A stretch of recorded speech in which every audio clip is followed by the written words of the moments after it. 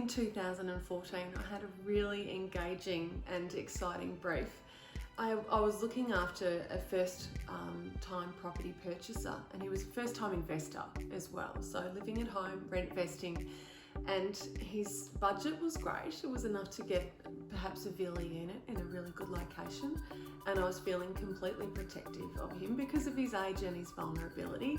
And so we embarked on our journey, and today I'm covering chapter 10 in the last section of the book, and the title is Sally and the Valuable Tip-Off. Now what happened was I focused in on a property that had been on the market for a little while.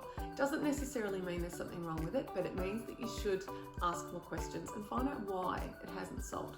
Sometimes the vendor's expectations are unrealistic and then they've suddenly had a price decrease.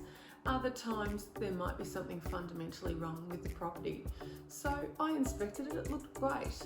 And the only thing that had me scratching my head was of this cluster of 5 units. There were 5 car parks at the front, and there was one car that was parked diagonally across 2 parks. It's a very unusual way to park, and it suggests that there's something going on.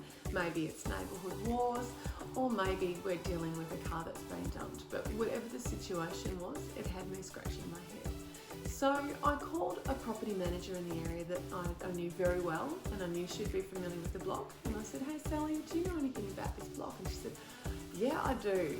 There might be a problem there with one of those tenants. I remember years ago managing one in the block, and there was a problem there, and I could not keep a tenant there for very long, particularly single females. They were really uncomfortable with a sense of lack of security or feeling exposed." So she said, "You should look into that." Anyway, I drove out there after 6 o'clock when I knew some of the residents would be home, and knocked on the doors of a couple of the front units just to see if I could catch someone to give me a little bit of insight.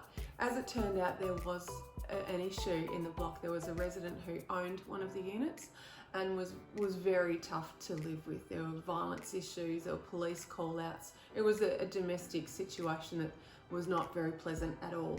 And what I really needed to know was if I helped this young person into their first investment and then they had a hard time holding a tenant or dealing with these property manager phone calls, would that distress them and could it really undermine the success of their strategy? The answer was yes, and so we dodged a bullet, and all it needed was a phone call and a door knock. It pays to question when something just doesn't feel right.